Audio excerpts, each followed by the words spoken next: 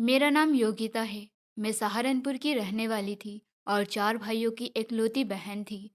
मेरे माता पिता मुझसे बहुत प्यार किया करते थे। हमारे यहाँ लड़कियों को बोझ नहीं समझा जाता था।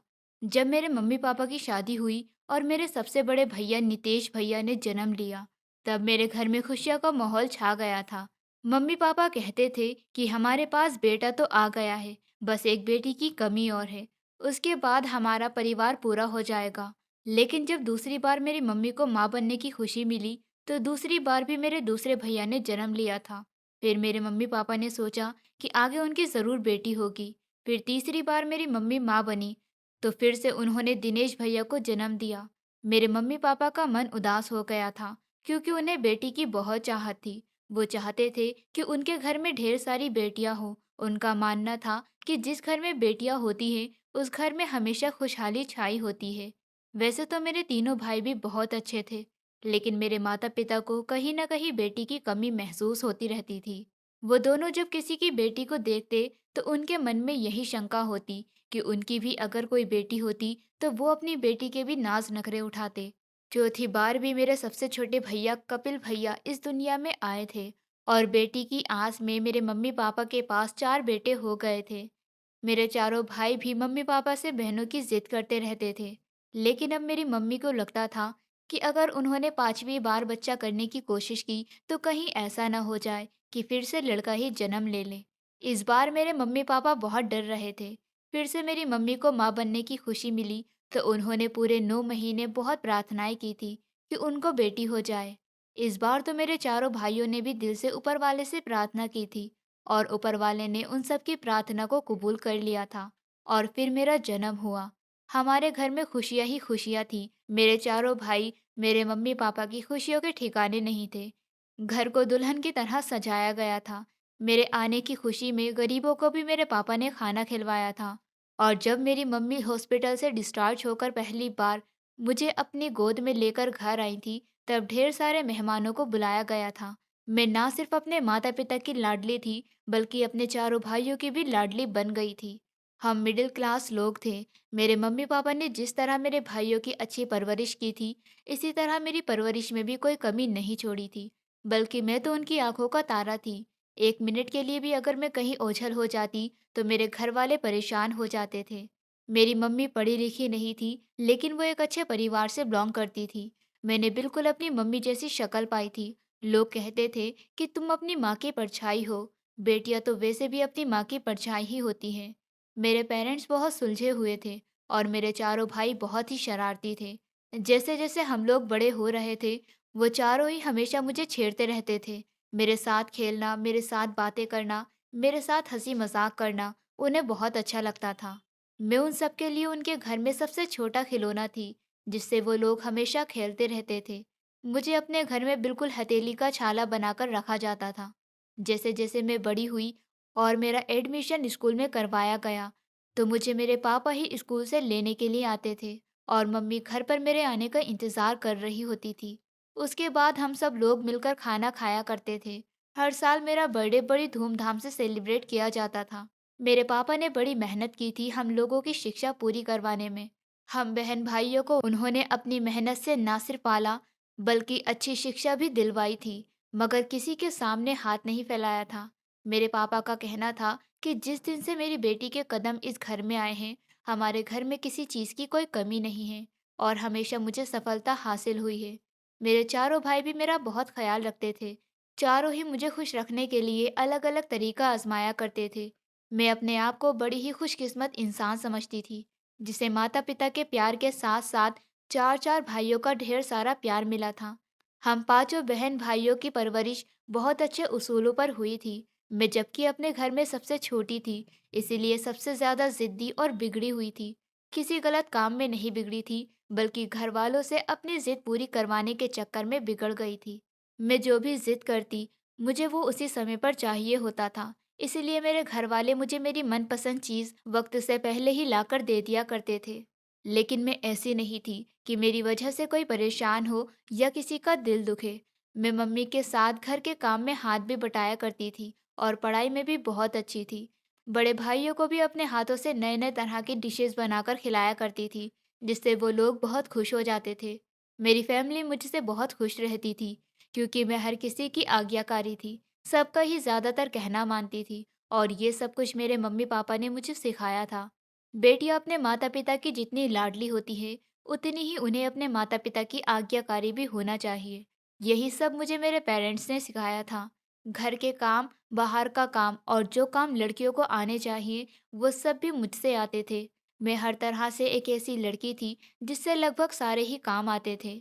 मेरे मम्मी पापा कहते थे कि तुम्हारी शादी होगी तो तुम्हें फौरन ही लड़के वाले पसंद कर लेंगे, क्योंकि तुमसे सिलाई कढ़ाई, घर के काम और लगभग सभी कुछ आता है। ऐसी लड़कियों की शादियां जल्दी हो जाती हैं। वैसे तो मेरे चारों भाई भी पढ़ाई में बहुत अच्छे थे। हम सभी भाई बहन हर साल अच्छे नंबर लेकर पास होते थे। नीतीश भैया और अविनाश भैया की तो पढ़ाई पूरी हो गई थी, जबकि दिनेश भैया को अभी आगे बहुत पढ़ना था।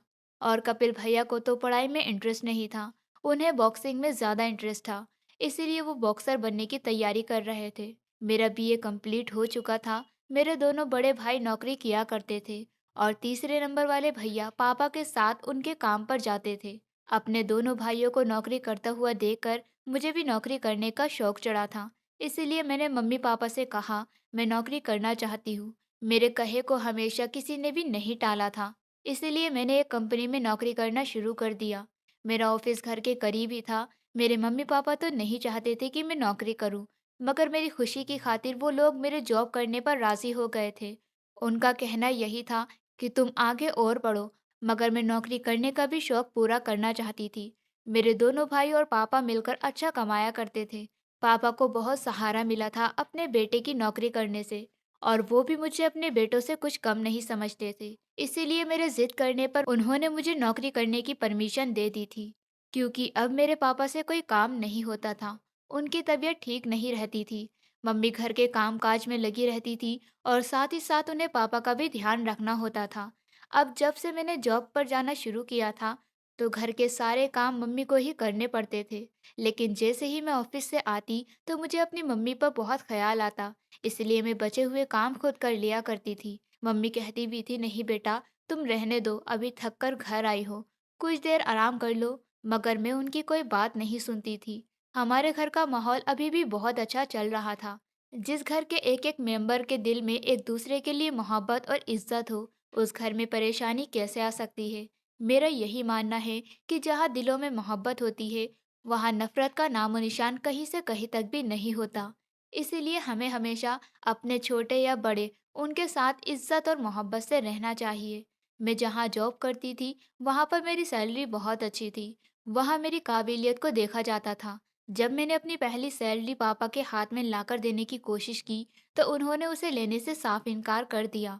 उनका कहना था कि मैं अपनी बेटी के पैसे अपने हाथ में नहीं पकड़ सकता। हमने घरेलू परेशानियों की वजह से तुम्हें नौकरी पर नहीं जाने दिया, बल्कि तुम्हारा अपना शौक था, इसीलिए तुम्हें नौकरी पर जाने की परमिशन दी। तुम तो जानती हो कि हमारे यहाँ किसी चीज़ की कोई कमी नहीं है। तुम्हारे भाई भी इतने अच्छे हैं और मेहनत से अच्छा खासा पैसा कमा रहे हैं। तो भला हमें क्या ज़रूरत है कि हम अपनी इकलौती और प्यारी बेटी को नौकरी करने के लिए भेजें। मम्मी कहने लगी, हाँ बेटा, ये तुम्हारी मेहनत के पैसे हैं, इन्हें तुम अपने पास ही रखो। लड़कियों के तो अपने बहुत सारे शौक होते हैं, उन्हें हमेशा कुछ न कुछ खाने का मन करता है, शॉपिंग करने का मन करता है, कहीं न कहीं घूमने जाने का मन करता है। तो फिर अपने पैसे अपने शौक पूरे करने पर लगा लिया करो। मैंने कहा, मगर मम्मी पापा, जैसे भैया आपको अपनी सैलरी लाकर देते हैं, उसी तरह मैं भी लाकर दे रही हूँ। आप लोग मेरी खुशी की खातिर मेरी सैलरी अपने पास रख सकते हैं। मम्मी पापा ने साफ इनकार कर दिया और कहा, नहीं बेटा, हमें तुम्हारे पैसे नहीं चाहिए। ये तुम पैसे हमारी तरफ से अपने पास रख लो और समझ लेना कि हमने तुम्हारी सैलरी अपने पास रख ली। उन्होंने मोहब्बत से मेरे सर पर हाथ रखा और कहने लगे, ऊपर वाला तुम्हें हमेशा खुश रखे। मैं अपने आप को दुनिया की सबसे खुशकिस्मत लड़की समझती थी। मुझे लगता था कि दुनिया की हर लड़की अपने माता पिता की और भाई बहन की इसी तरह से लाडली होती होगी, जिस तरह से मैं हूँ। अब घर में मेरे भैया की शादी आ गई थी, क्योंकि मेरे बड़े दोनों ही भाइयों की शादी की उम्र हो गई थी और दोनों अच्छी नौकरी से भी लग गए थे। मम्मी ने और मैंने दोनों भाइयों के लिए अच्छी लड़कियां तलाश की थी और फिर इस तरह दोनों भाइयों की शादी हो गई। मेरी दोनों ही भाभियां बहुत अच्छी थी। यहाँ भी मैं बहुत लक्की निकली थी क्योंकि मैं अपनी दोनों भाभियों की भी बहुत फेवरेट थी। वो दोनों मुझे बिल्कुल अपनी बहनों की तरह प्यार किया करती थी। और मेरे पापा कहते थे कि अब हमारे घर में एक बेटी नहीं बल्कि तीन तीन बेटियां हो गई हैं। मेरे दोनों ही छोटे भाई भी हंसी मजाक में अपनी शादियों का जिक्र कर दिया करते थे। मगर पापा कहते थे कि अब मैं सबसे पहले योगिता की शादी करूंगा, उसके बाद तुम दोनों की शादी होगी। लेकिन मैं कहती थी कि मुझे अपना घर छोड़कर कहीं नहीं जाना है। मैं तो यहीं रहूंगी और यही मेरा घर है। मेरी शादी की बात पर मेरे सभी घर वाले उदास हो जाते थे। उनका कहना था कि मैं ही तो इस घर की रौनक हूँ। फिलहाल अभी तो मेरे लिए कोई अच्छा रिश्ता नहीं था, मगर मेरे मम्मी पापा मेरे लिए रिश्ता तलाश कर रहे थे। दोनों भाइयों की शादी होने के बाद भी मैं जॉब कर रही थी।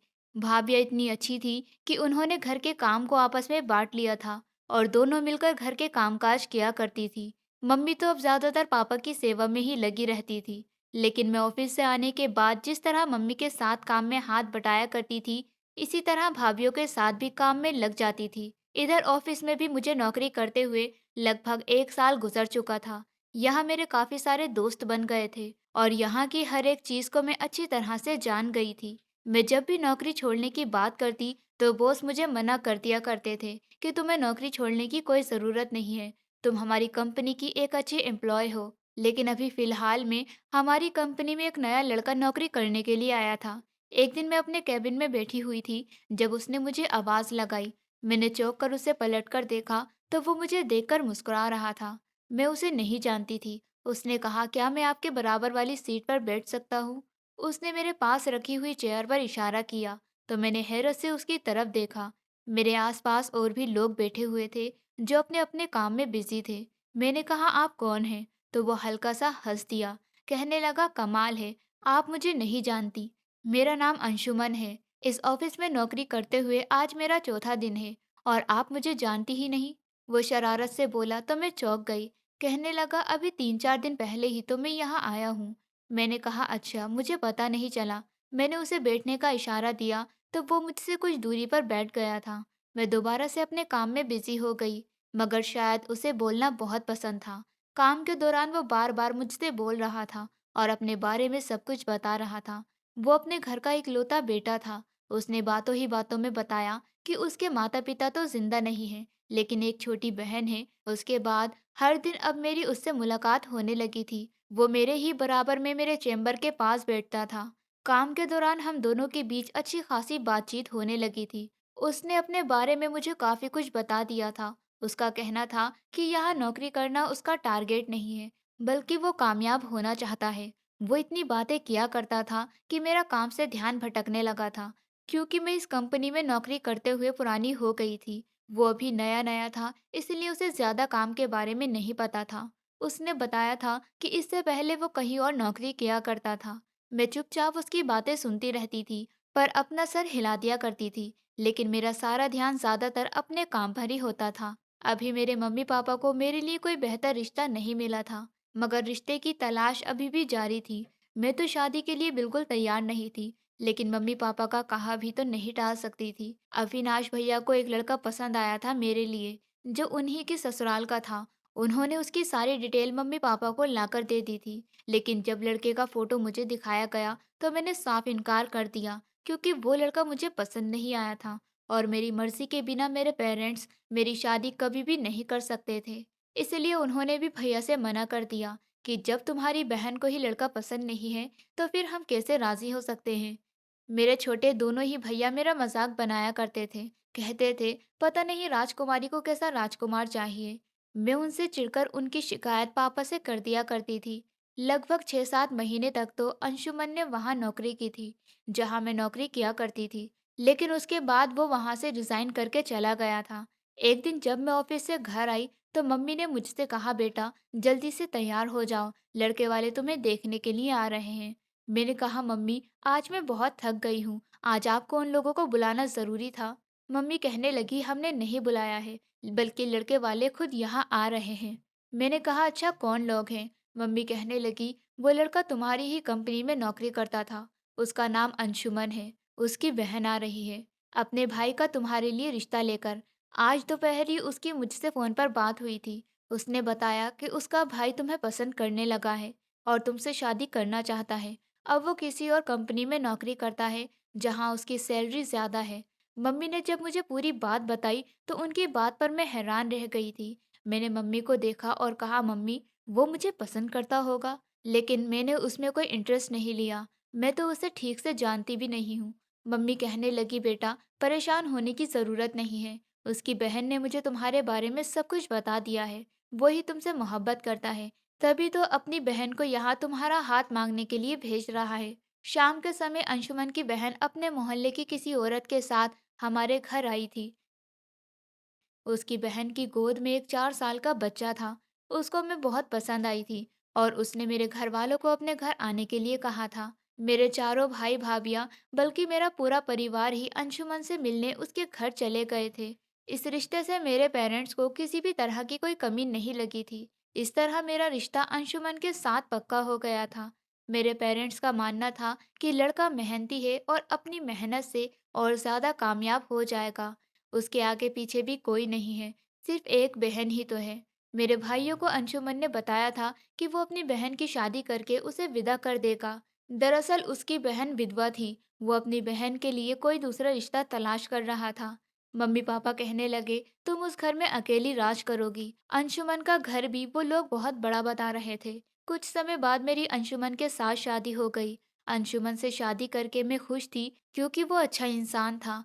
लेकिन अपने घर और घर के सदस्यों को छोड़कर आना मेरे लिए कोई आसान बात नहीं थी। मैं बहुत रोई थी। जब मैं अपनी ससुराल आई तो मेरी नंद बड़ी खुशी खुशी मुझे लेकर आई थी और बार बार मेरी खूबसूरती की तारीफ कर रही थी। वो बार बार मेरे साथ थी और मुझे किसी चीज की कमी नहीं होने दे रही थी। अपनी नंद की इतनी मोहब्बत देखकर मुझे बहुत खुशी हुई थी। उसका नाम पृथ्वी था।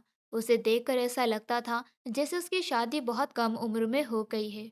उसका बेटा भी इधर-उधर खेलता फिर रहा था। घर में मेहमान थे। पृथ्वी ने मुझे मेरे कमरे में भेज दिया था। मैंने अपने पति के साथ अपनी शादीशुदा जिंदगी की शुरुआत कर दी थी। उन्होंने पहले ही दिन अपनी मोहब्बत का इजहार मुझसे कर दिया था। अंशुमन ने बताया कि वो मुझे पहली ही नज़र में पसंद कर चुके थे, लेकिन उनकी कभी हिम्मत नहीं हुई कि वो सामने से मुझसे अपनी पसंदीदगी का इजहार कर सकते। वो समझ गए थे कि मैं ऐसी लड़की नहीं हूँ जो किसी की बातों में आ जाऊं। इसीलिए उन्होंने फैसला किया कि जब भी शादी का मौका आएगा वो अपनी बहन को मेरे घर रिश्ते के लिए भेज देंगे। तो उन्होंने ऐसा ही किया। अपने पति के मुंह से उनकी पसंद का सुनकर मैं खुशी से पागल हो गई थी। ये बात मुझे बहुत पसंद आई थी कि अंशुमन ने मुझे हासिल करने के लिए अच्छा और इज्जतदार तरीका अपनाया था। अगर वो मुझसे दोस्ती की ख्वाहिश करते या पहले ही अपनी मोहब्बत का इजहार करते तो शायद मैं उन्हें अहमियत ना देती और हमारी मोहब्बत भी पूरी ना होती। मैं उनसे बहुत इम्प्रेस हुई थी और इस तरह मेरी नई जिंदगी की शुरुआत हो गई थी। अगले सुबह लगभग 9 बजे के समय मेरे कमरे का दरवाजा बजा। शायद दरवाजे पर पृथ्वी थी। मैं उठी और दरवाजा खोलने के लिए चली गई। पृथ्वी कहने लगी, भाभी, मैं आपके लिए कपड़े लेकर आई हूँ। आप जल्दी से तैयार हो जाइए। घर में मेहमान आए हुए हैं और भैया को भी जगह दीजिए। सब लोग मिलकर नाश्ता करते हैं। मैंने उसे मुस्कुराकर जवाब दिया, अच्छा ठीक है। इतनी ही देर में पीछे से अंशुमन आ गए और उन्होंने चिल्लाकर पृथ्वी से कहा, ये क्या बदतमीजी है? शर्म नहीं आती अपने भाई भाभी के कमरे में सुबह सुबह इस तरह मुंह उठाकर आने की? पृथ्वी कहने लगी, भैया, आप दोनों को नाश्ते का कहने आई थी। मेरे पति ने गुस्से भरे शब्दों में पृथ्वी से कहा, हम लोग घर में ही थे, कहीं बाहर तो नहीं थे जो सुबह सवेरे जगाने के लिए आ गई। चलो अब अपनी मनहूस शक्ल लेकर यहाँ से रवाना हो जाओ। अंशुमन की ऐसी बातें सुनकर मैं चौंक गई थी। मुझे ये सब बिल्कुल भी पसंद नहीं आया था कि उन्होंने अपनी बहन की मेरे ही सामने इंसल्ट कर दी थी। वो बेचारी अपना छोटा सा मुंह लेकर पलटकर चली गई थी। मैं कमरे के अंदर आई और मैंने अंशुमन से कहा, आपको उस बेचारी से इस तरह से बात नहीं करनी चाहिए थी। अंशुमन कहने लगे, अच्छा अच्छा चलो अब तुम तैयार हो जाओ, मुझे भी फ्रेश होना है। उसके बाद हम दोनों तैयार होकर बाहर आ गए थे। सारे मेहमानों के साथ हमने मिलकर नाश्ता किया। दोपहर के समय तक सारे ही मेहमान अपने अपने घर को रवाना हो गए थे। अब घर में मेरी नंद, उसका बेटा और हम दोनों पति पत्नी ही बचे थे। मुझे अपनी ससुराल में रहते हुए 3 दिन गुजर गए थे, लेकिन मैंने नोटिस किया था कि अंशुमन का बिहेवियर ना तो अपनी बहन के साथ ठीक था और ना ही उसके छोटे से बच्चे के साथ।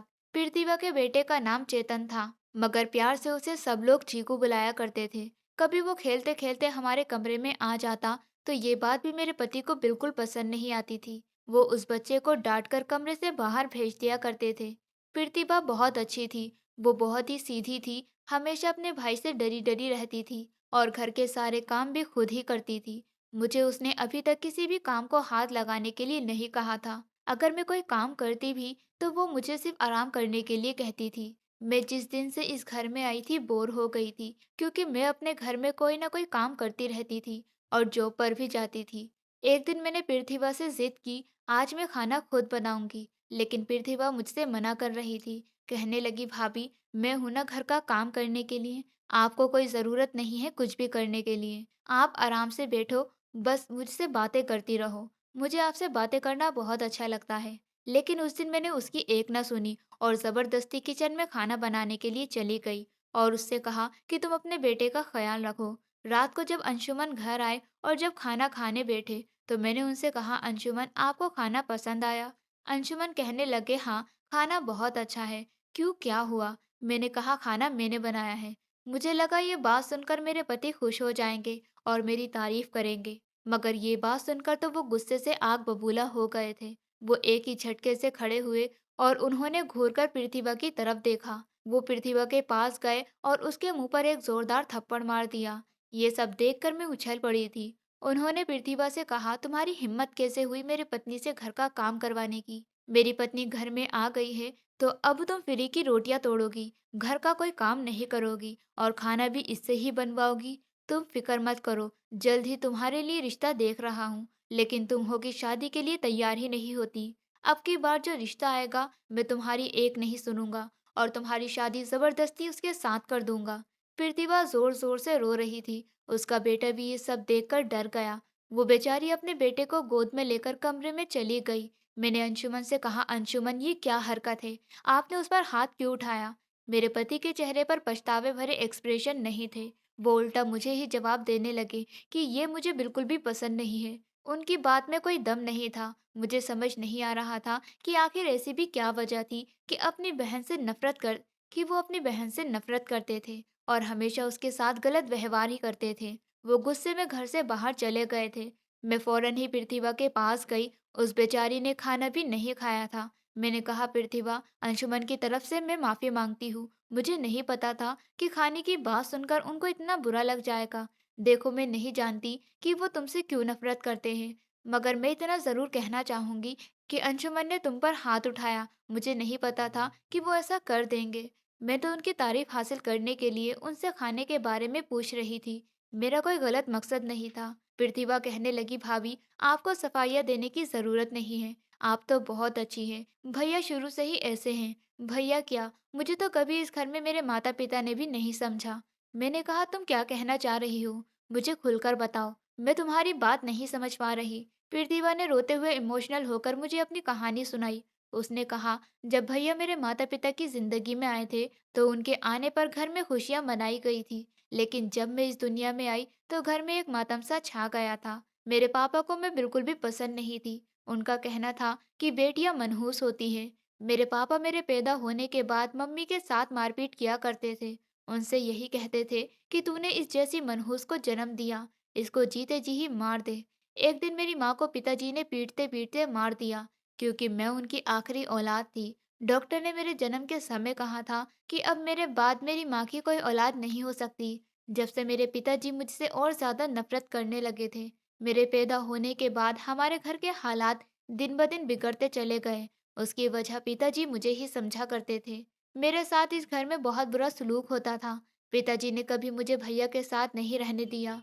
उनको हमेशा यही समझाया कि लड़कियां कल मुंही होती हैं, मनहूस होती हैं। यही सारी बातें भैया के दिमाग में भी बैठ गई और वो पिताजी की ही तरह हो गए। मेरे पिताजी की भी कोई बहन नहीं थी। मेरी दादी पुराने जमाने की सोच रखने वाली औरत थी, इसीलिए उन्हें अपने इकलौते बेटे मतलब मेरे पिताजी से बहुत मोहब्बत थी और वो बेटा पैदा करने के बाद खुद पर गर्व किया करती थी कि उनके घर में बेटा है। उन्होंने हमेशा मेरी माँ से भी यही कहा था, बेटी नहीं होनी चाहिए, बेटा ही होना चाहिए। दादी तो इस दुनिया से चली गई, मगर मेरे पिताजी और भाई के दिमाग में हमेशा यही चलता रहा कि बेटियां मनहूस होती हैं। अक्सर बेटियां जवान होने के बाद अपने माता पिता का मुंह काला करके उनकी इज्जत को रोंद कर चली जाती है। मगर हर लड़की एक जैसी नहीं होती। क्या बेटी होना जुर्म है? पिताजी ने मुझे कभी स्कूल नहीं भेजा, मेरी किसी ख्वाहिश को पूरा नहीं किया। मैं अपनी माँ की बेटी थी, उनकी कोख से मैंने जन्म लिया था, इसलिए मेरी माँ को तकलीफ होती थी। पिताजी अगर मेरे बारे में कुछ कहते, माँ मेरे लिए पिताजी से लड़ती, जिस पर पिताजी उन्हें मारा करते थे। माँ कहती थी, बेटा और बेटी में कभी भेदभाव मत किया करो। लेकिन मेरे पिताजी हर चीज में हम दोनों बहन भाई के साथ भेदभाव किया करते थे। मुझे बिल्कुल नकारा जाता था, जबकि भैया को प्यार किया जाता था। एक दिन पिताजी भी इस दुनिया को छोड़कर चले गए, तो पिताजी का रूप भैया ने धारण कर लिया और भैया हमेशा मुझे छोटी-छोटी बातों पर रोक-टोक करते रहते थे। कभी मुझे घर से निकलने नहीं देते। हमेशा उन्होंने मुझे इस घर की चारदीवारी में बंद करके रखा था। उनको लगता था कि मैं भैया की मेहनत की कमाई लेकर चली जाऊंगी। मतलब मेरी शादी होगी तो उन्हें मुझे दहेज देना पड़ेगा। इसीलिए उन्होंने दहेज न देने के चक्कर में मेरी शादी एक शादीशुदा इंसान के साथ कर दी। उसके जवान-जवान बच्चे थे। मैं कम उम्र की थी। उन्होंने तो मेरी उम्र का भी लिहाज नहीं किया। मेरी शादी जब उस आदमी के साथ हो गई, तो मैं उसके घर में हर तरह से निभाने की कोशिश कर रही थी, मगर उसके बच्चों ने मुझे अपने घर में टिकने नहीं दिया। उस आदमी से मुझे मेरा बेटा हुआ। मैं अपने बेटे को हमेशा अपने सीने से लगाकर रखती थी, लेकिन उसके बच्चों को ये बात बिल्कुल भी पसंद नहीं थी। मैं अपने ससुराल में 3 साल तक रही। एक दिन एक हादसे में मेरे पति की मौत हो गई। उसके मरने के बाद उसके बच्चों ने मुझे घर से निकाल दिया। उनको लगता था कि मैं अपने पति के मरने के बाद उसके घर पर, उसकी हर एक चीज पर अपना कब्जा कर लूंगी, मगर मैं ऐसी नहीं थी। शादी के बाद कभी भैया ने मुझे पलटकर नहीं देखा। अब जब मेरे ससुराल से मुझे धक्के मारकर निकाल दिया, तो मैं कहाँ जाती? अपने बेटे को लेकर मैं दोबारा यहाँ आ गई, तो भैया ने मुझे बहुत बातें सुनाई थी। भैया हमेशा पिताजी की तरह छोटी-छोटी बातों पर मुझ पर हाथ उठा लेते थे। कभी उन्होंने अपनी बहन का ख्याल नहीं किया। बचपन से लेकर बड़े होने तक मैंने अपने हाथों से खाना बनाकर उन्हें खिलाया, उनका ख्याल रखा, इस घर का ख्याल रखा, मगर मुझे कभी इस घर में इज्जत ना मिल सकी। मुझे इस सब की आदत पड़ गई है। भैया मेरी शादी करवाना चाहते हैं, लेकिन मैं अब शादी नहीं करना चाहती। मैं जानती हूँ कि ससुराल में भी मेरी जिंदगी नर्क हो जाएगी, तो फिर मैं शादी क्यों करूँ? यहाँ रहकर भी मैं अपनी जिंदगी को खराब कर सकती हूँ। मैं शादी नहीं करना चाहती। भाभी प्लीज भैया से मना कर देना कि वो मेरी शादी ना करें। मैं सारी जिंदगी आपकी नौकरानी बनकर इस घर में एक कोने में पड़ी रहूंगी, मगर किसी दूसरे के घर जाकर जलील नहीं होना चाहती। वो रो रही थी और मुझे अपनी कहानी सुना रही थी। मैंने उसे तसल्ली दी और कहा, तुम रोना बंद करो, मैं तुम्हारे साथ कुछ गलत नहीं होने दूंगी। पृथ्वी की कहानी सुनने के बाद मैं सोच रही थी कि एक पृथ्वी है जिसने जब से इस घर में जन्म लिया था, तब से ही उसकी इस घर में कोई इज्जत नहीं थी। उसे इस घर में कोई मान सम्मान देने वाला नहीं था। जबकि एक मैं थी जिसने जब से अपने घर में जन्म लिया था, तब से मुझे ढेर सारा प्यार मिला था। मुझे अपने पति की सोच को बदलना था, इसीलिए मैंने अपने पति को समझाने की पूरी कोशिश की। शायद उन्हें अपनी गलती का एहसास हो जाए। मैंने अंशुमन से कहा, आइंदा कभी आप अपनी बहन के साथ ना तो ऊंची आवाज में बात करेंगे और ना ही उस पर हाथ उठाएंगे। वो बेचारी पहले ही वक्त के हाथों सताई हुई है। आपको उसके साथ ऐसा नहीं करना चाहिए। फिरतीवा बेचारी की तो कभी इस घर में रहते कोई ख्वाहिश पूरी नहीं हुई थी। न पसंद का खाना, न पसंद के कपड़े और ना ही उसने खुलकर अपनी जिंदगी को जिया था। वो बेचारी पहले अपने पति से डरती आई थी और अब अपने भाई से डरती आ रही थी। ऐसी लड़कियों की जिंदगी भी बड़ी मुश्किल होती है, जो घुट घुट कर जीती रहती है। मुझे सच में अपने भाइयों पर और अपने माता पिता पर गर्व महसूस होता था, जो मेरे ससुर और पति जैसी सोच नहीं रखते थे। मेरी नंद ही घर का सारा काम करती थी, लेकिन अपने पति के पीछे मैं उसके साथ काम में हाथ बटा दिया करती थी। मेरी नंद के बेटे का भी इस घर में कोई ख्याल रखने वाला नहीं था। एक दिन जब मैं अकेले अपने मायके गई, तो वहां से लौटते समय बाजार से अपनी नंद के बेटे के लिए कपड़े और खिलौने लेकर आई थी। इस सब सामान को देखकर वो बहुत खुश हुआ था। पृथ्वी कहने लगी, भाभी, अगर भैया को पता चल गया कि आपने हमारे लिए ये सब किया है, तो वो इसका भी दोषी मुझे और मेरे बेटे को ही ठहराएंगे। आइंदा आप हमारे लिए कोई सामान मत लेकर आना। मुझे उस बेचारी पर बड़ा ही तरस आता था। मैंने तो पृथ्वी के अंदर ऐसी कोई भी कमी नहीं देखी थी जिसकी वजह से मेरे पति उससे इतनी नफरत करते थे। उन्हें इस बात का एहसास नहीं था कि अगर उनकी बहन एक लड़की है, तो मैं भी एक लड़की हूँ। ऊपर वाले ने अगर उनको भी बेटी दी, तो क्या वो अपनी बेटियों को जान से मार देंगे? ये सवाल बार बार मेरे दिमाग में घूमता रहता था कि जिस इंसान ने अपनी बहन पर कभी रहम नहीं खाया, तो वो अपनी बेटियों पर क्या खाएगा। मैंने हमेशा ये सारी बातें अपने पति को समझानी शुरू कर दी थी। मेरे समझाने पर उनमें इतना असर तो आया था कि उन्होंने प्रतिभा से बातचीत करना कम कर दी थी। इसलिए वो प्रतिभा के साथ अभी तक ना तो कोई बदतमीजी कर पा रहे थे और ना ही उन्होंने दोबारा से उस पर हाथ उठाया था। कई दिन इसी तरह से गुजर गए थे। अब मेरी शादी को 3 महीने हो गए थे। एक दिन प्रतिभा मुझसे कहने लगी, भाभी अब आप जल्दी से मुझे बुआ बना दो। मैं अपने भतीजी भतीजा की शक्ल देखना चाहती हूँ। मैं अभी प्रतिभा से कुछ कहती, इतनी ही देर में पीछे से अंशुमन आ गए और उन्होंने कहा, ये क्या बदतमीजी है, ये तुम मेरी पत्नी के दिमाग में क्या उल्टी सीधी बातें बैठा रही हो। जाहिल लड़की, अपना घर तो बर्बाद करके बैठी हुई हो, चाहती हो कि मेरा भी घर बर्बाद हो जाए। तुम्हारी इन्हीं हरकतों की वजह से तुम्हारे पति के बच्चों ने तुम्हें एक्सेप्ट नहीं किया। मेरी पत्नी के दिमाग में बच्चों का ख्याल लाने की कोई जरूरत नहीं है।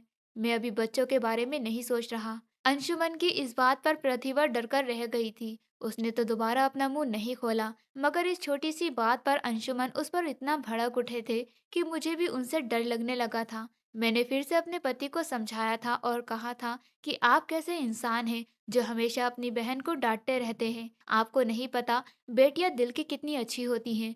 बहन बेटियों को तो हमेशा सर का ताज बनाकर रखना चाहिए, उन्हें इज्जत देनी चाहिए। वो आपसे डरी सहमी रहती है और ऐसा इसलिए है क्योंकि आपने कभी उसको इज्जत दे ही नहीं। मेरे पति को गुस्सा आया और वो कहने लगे, वो इज्जत देने लायक नहीं है, शुरू से ही मनहूस है। जिस दिन से उसने हमारे घर में जन्म लिया है, हम लोगों को बर्बाद करके रख दिया है। अरे मैंने उसकी शादी बड़ी मुश्किल से की थी। ससुराल में जाने के बाद अपने पति को खा गई। अपने पति के बच्चों के साथ ससुराल में न रह सकी और सब कुछ छोड़कर यहाँ आ गई। अब मेरी शादीशुदा जिंदगी में जहर घोलना चाहती है। मैं उसे अच्छी तरह से जानता हूँ। मैंने कहा, उसका पति मर गया, इसमें उसकी क्या गलती है। वो तो खुद बेचारी यहाँ तुम्हारे ताने सुन सुनकर रह रही है। मैं अपने पति की बात सुनकर खामोश हो गई थी। उनका गुस्सा देखकर मैं और कुछ नहीं कह सकती थी। उनके पिता ने ही उनके दिमाग में ये बात डाली थी कि बेटियां गलत है, इसलिए वो अपनी बहन को गलत समझते थे। मैंने सोच लिया था कि मैं अंशुमन से किसी दिन आराम से बात करूंगी, बल्कि उनको साफ साफ बताऊंगी कि मैं ये सब कुछ बर्दाश्त नहीं कर सकती। आखिर मैं भी एक लड़की हूँ, क्योंकि मैं अपनी आंखों के सामने जुल्म होते हुए देख रही थी। मेरे पति अपनी बहन को अपने साथ बिठाकर खाना भी नहीं खिलाते थे। वो बेचारी पहले हम दोनों को खाना दिया करती थी और अपने भाई के घर से जाने के बाद खाना खाया करती थी। उसका बेटा अगर रोने लग जाता तो वो फौरन उसे खामोश करवाती थी, क्योंकि मेरे पति को उसके बेटे की रोती हुई आवाज़ और उसका शोर मचाना बिल्कुल भी पसंद नहीं था।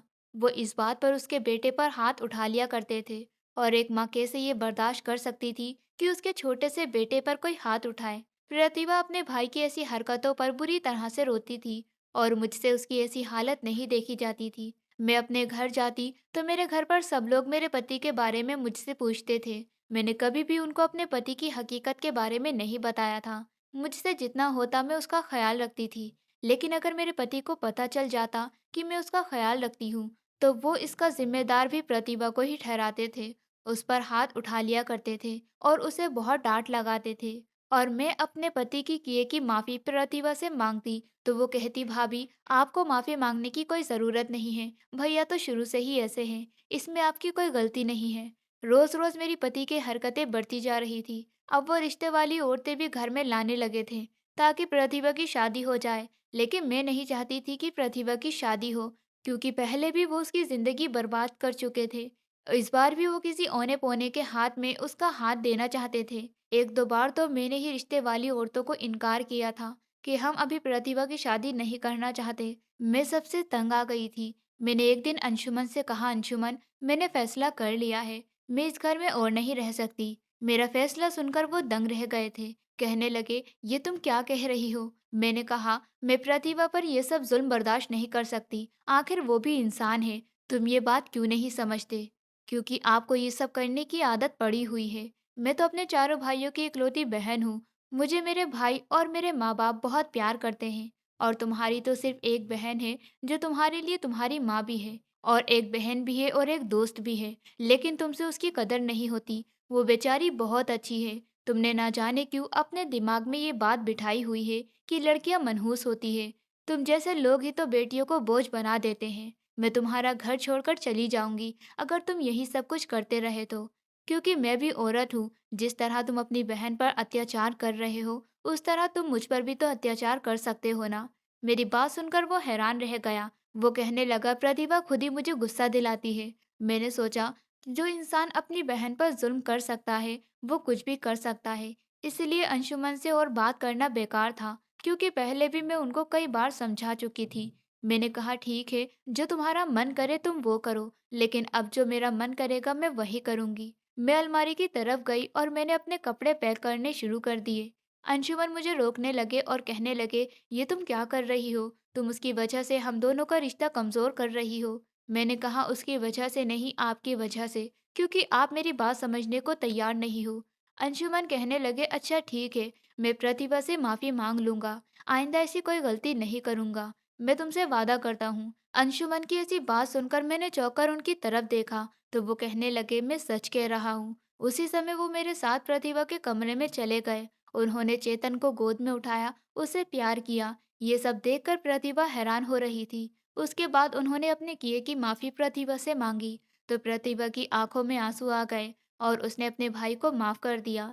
मैंने अंशुमन से कहा, देखो, ऐसी होती है बहन। तुम्हें उसने कितनी आसानी से माफ कर दिया, जबकि तुम्हारी बहुत सारी गलतियां हैं। वो चाहे तो तुम्हें माफ ना करे, लेकिन बहन का दिल अपने भाइयों के लिए बहुत नरम होता है। मेरी बात पर अंशुमन शर्मिंदा हुए और फिर उस दिन के बाद से ही सब कुछ बिल्कुल ठीक हो गया। अंशुमन का बिहेवियर चेतन के साथ और प्रतिभा के साथ बिल्कुल ठीक था। अंशुमन अब प्रतिभा की शादी का जिक्र भी बार बार नहीं निकालते थे। घर में पूरी तरह से सुख शांति छाई हुई थी। प्रतिभा भी अब खुश रहने लगी थी। कई महीने इसी तरह से गुजर गए थे। एक दिन अंशुमन मुझसे कहने लगे, चलो आइसक्रीम खाने के लिए चलते हैं। मैंने अंशुमन से कहा, हम लोग चेतन और प्रतिभा को भी साथ ले लेते हैं।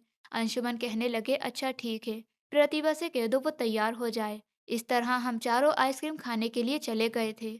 हम लोग आइसक्रीम पार्लर से थोड़ी दूरी पर खड़े हुए थे और अंशुमन हम लोगों के लिए आइसक्रीम ला रहे थे। मेरी गोद में चेतन था, जबकि प्रतिभा मेरे बराबर में ही खड़ी हुई थी। इतने में ही वहां कुछ लड़के आ गए और हम दोनों को अकेला समझकर प्रतिभा के साथ छेड़खानी करने लगे। उन लोगों की ऐसी हरकत मुझे और प्रतिभा को बिल्कुल भी अच्छी नहीं लगी थी। एक लड़के ने जैसे ही प्रतिभा को छेड़ते हुए टच किया, प्रतिभा ने उसके गाल पर थप्पड़ मार दिया और प्रतिभा ने उस लड़के को डांटना भी शुरू कर दिया, जिसकी वजह से वहां पर भीड़ इकट्ठा हो गई।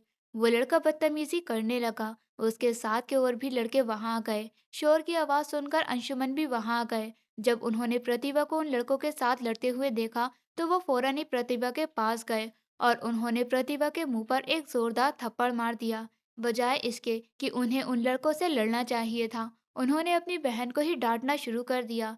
मैं भी ये सब देख रही थी। मुझे ये सब कुछ बहुत बुरा लगा। अंशुमन ने इस समय अपने हाथ से आइसक्रीम जमीन पर फेंक दी और हम सबको गाड़ी में बैठने के लिए कहा। प्रतिभा बहुत डर गई थी, क्योंकि आज फिर से उसने अपने भाई की आंखों में वही गुस्सा देखा था जो पहले हुआ करता था। हम लोग गाड़ी में बैठे तो मैंने अंशुमन से कहा, अंशुमन, ये क्या हरकत है? आपको उन लड़कों से लड़ना चाहिए था। अंशुमन कहने लगे, तुम लोगों को पता है यहाँ मेरी कितनी इज्जत है। सिर्फ इसकी वजह से आज मेरी इज्जत यहाँ दो कौड़ी की रह गई है। तुम्हारे कहने पर मैं इसे लेकर आया था। अब देखो इसके साथ क्या करता हूँ। प्रतिभा की आंखों में ढेर सारे आंसू थे। अंशुमन ने उसकी अच्छी खासी बेइज्जती कर दी थी। सब लोगों के सामने उसे थप्पड़ मारा था। उसके बारे में सोच सोच कर तो मेरा दिल दुख रहा था। जब हम लोग घर आए तो अंशुमन ने उसे जोरदार धक्का दिया और उसे उसके बेटे के साथ कमरे में बंद कर दिया और कमरे को बाहर से ताला लगा दिया। मैंने अंशुमन से कहा, आप ये क्या कर रहे हो? लेकिन उस दिन अंशुमन इतनी ज्यादा गुस्से में थे कि मेरी भी कोई बात नहीं सुन रहे थे। उसी समय वो घर से निकल गए थे। उधर कमरे के अंदर प्रतिभा बहुत रो रही थी और बार बार दरवाजा बजा रही थी। उसके बेटे की भी रोने की आवाज आ रही थी। मैं दरवाजा खोलने की कोशिश कर रही थी, लेकिन चाबी अंशुमन अपने साथ ले गए थे। मेरी समझ नहीं आ रहा था कि वो कहाँ गए हैं। मेरा पूरा शरीर कांप रहा था। जब 1 घंटे बाद मेरे पति घर वापस आए, तो उनके साथ एक बड़े उम्र का आदमी था। वो 4 व्हीलर गाड़ी में आया था। मेरे पति अपने साथ पंडित को भी लेकर आए थे। सबसे पहले उन्होंने मुझे कमरे के अंदर बंद किया और फिर उसके बाद उन्होंने प्रतिभा को कमरे से ताला खोलकर निकाल लिया और जबरदस्ती उसकी शादी उस बड़ी उम्र के आदमी के साथ करवा दी। इससे पहले भी मेरे पति उसकी जिंदगी इसी तरह से खराब कर चुके थे।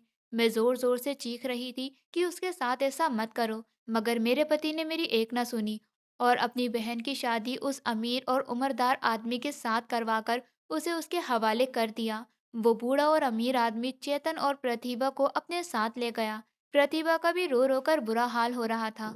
उसके बाद अंशुमन ने कमरे का दरवाजा खोल दिया और कहने लगा, अब वो यहाँ कभी नहीं आएगा। वो हमेशा मेरे लिए बेइज्जती का रास्ता बनी है। आज मैंने अपने सर से इस बेइज्जती के बोझ को ही उतार दिया। मैं फौरन ही घर के दरवाजे तक भागकर गई। मैंने चारों तरफ देखा, मगर वो आदमी अपनी गाड़ी में बिठाकर प्रतिभा और उसके बेटे को अपने साथ लेकर जा चुका था।